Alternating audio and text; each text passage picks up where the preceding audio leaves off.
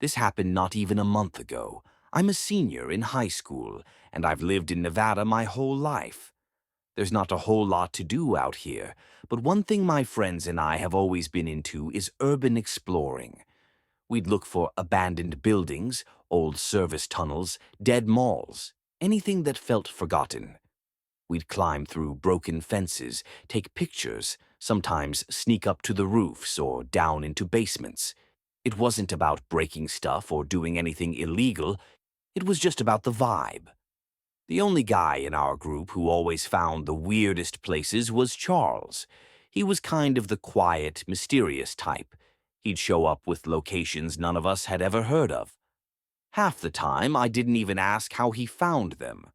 One day, he sent us a screenshot from some sketchy Instagram account, low follower count, blurry photos, all kinds of creepy comments under the posts.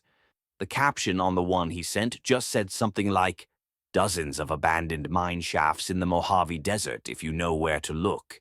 According to Charles, he'd been in contact with whoever was running the account, and they gave him some areas to check out. That was all Charles needed. He was instantly obsessed with the idea. So that Saturday, it was me, Charles, and our other friend, James. I had a Wrangler that was perfect for off-road desert driving, so we took that. We didn't have a specific address, just a general area and a pin drop somewhere in the middle of the Mojave. The spot Charles had marked was way out in the desert, like really far from anything. We'd turned off the main road almost half an hour earlier, and the dirt path we were on barely looked like a road anymore. We drove around for what felt like forever. No signs, no structures, no landmarks, just endless nothing. I kept checking my phone even though I knew we didn't have service.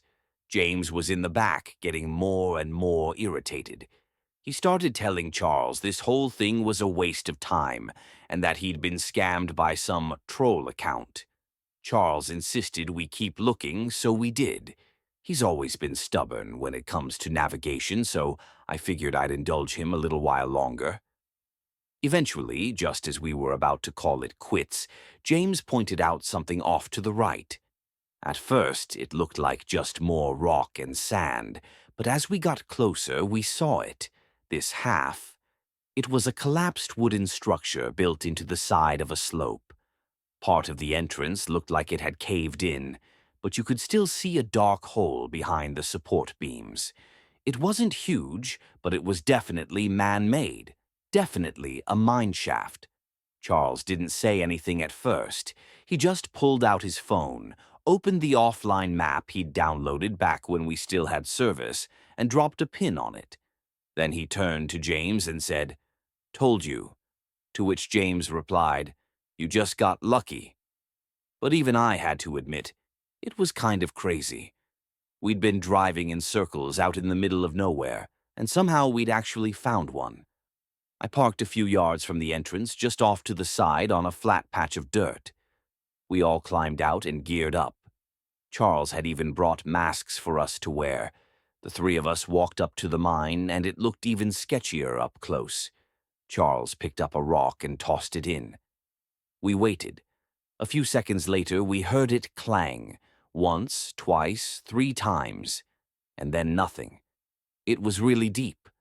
Charles looked back at us and said, "If we trip on the way down, we're probably dead." We started the descent. Luckily, the shaft wasn't a straight drop. It sloped down at a steep angle, but not steep enough that we had to climb hand over hand.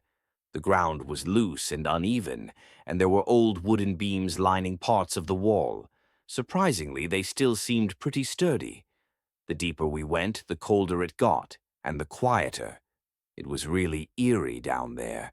We couldn't even see light coming through from the entrance anymore.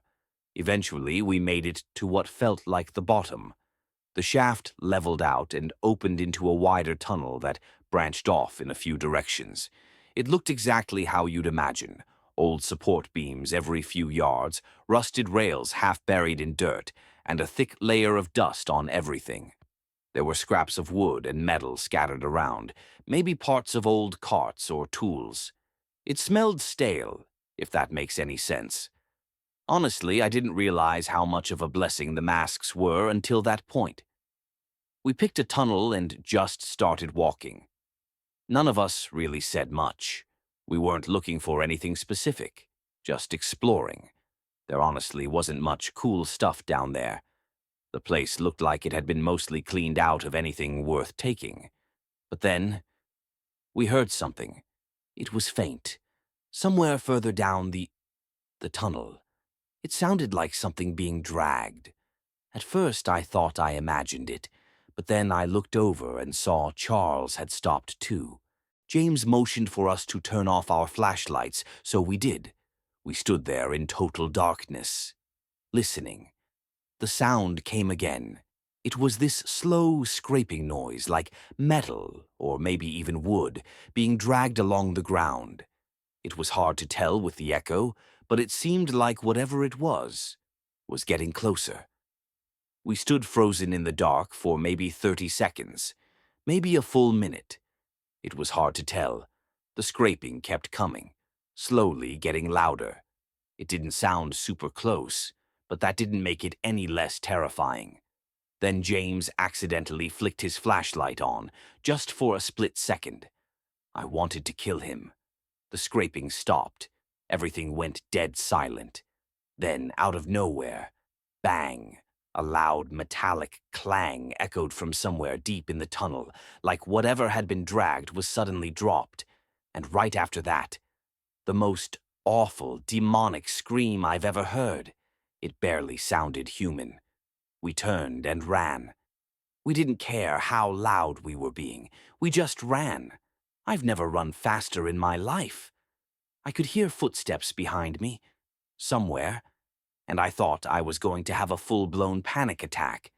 I was in the back, struggling to keep up, when I tripped on something. One of my shoes came off. I tried to stay upright and somehow managed not to fall, but there was no time to go back for it. I just kept going, trying to ignore the sharp pain shooting through my foot. Up ahead, Charles and James had already reached the incline and were climbing. I practically threw myself up after them. When I say climbing those stairs half barefoot was the most painful thing I've ever experienced, I'm not exaggerating. It was excruciating. I picked up a new splinter every few seconds. If it hadn't been for the adrenaline, I don't think I would have made it out. By the time I finally stumbled into open air, my foot was destroyed. James and Charles had to damn near carry me back to the car. I couldn't drive like that, so James jumped into the driver's seat. I barely got the door closed before he threw it in gear and floored it. I don't think we were followed back up the shaft, but we weren't sticking around to find out. We drove in total silence all the way to the nearest hospital. The pain was so bad I thought I might pass out. I ended up needing a tetanus shot, and even after they cleaned all the wounds and pulled every splinter, I couldn't walk normally for days. A few days later, once I could walk without limping too bad, James told us something. He dropped his wallet. Somewhere near the shaft. Probably when he was helping me get to the car. He hadn't said anything at the time, but now he figured it was worth going back. Just to the entrance. No way were we going back inside. So the three of us drove back out there, using the pin Charles had saved. Obviously, James's wallet was nowhere in sight. But we did find something. My shoe. It was just sitting there a few feet from the mine's entrance. I cautiously walked over and picked it up. It was torn up, like someone, or dare I say something, had bitten into it. There were actual teeth marks in the fabric, and entire chunks of it were missing. We didn't stick around much longer after that. None of us can come up with any rational explanation. You might be quick to say it was just some homeless person living down there, but if that were the case, how the hell had they managed to survive for so long? There was no food down there, no supplies, no trash, no water, nothing. What would they even be eating? Charles said that Instagram account never responded to his DMs when he asked about what happened. It's going to be a long time before I do any urban exploring in the desert again. I've always been a rugged kind of guy, always loved the outdoors. A vacation to me is a camping or fishing trip, not some extravagant resort getaway or cruise or whatever. My girlfriend of 6 months, Tiki, shares my love of nature. That's probably one of the main reasons we hit it off so fast. A couple weeks back, Tiki and I decided to do something a little different. We drove out to the desert to camp for a few days. We'd both done the forest thing, the mountains, lakes, all that. But neither of us had ever really experienced that kind of open, silent, dry isolation the desert offers. It just felt like something we had to try, at least once. One of the main reasons we landed on the desert was the stargazing. That's something we both love, probably more than anything else. Even when we first started dating, we'd take drives out past town just to lie on the hood of the truck and watch the sky. So when we read about this spot, far from any towns, no light pollution, it was basically a done deal. I found a place online that was supposedly remote, but legal to camp on. No amenities, just open land, some fire rings, and stars. Sounded perfect. We packed up the truck with our gear and made the 3-hour drive early that Friday morning.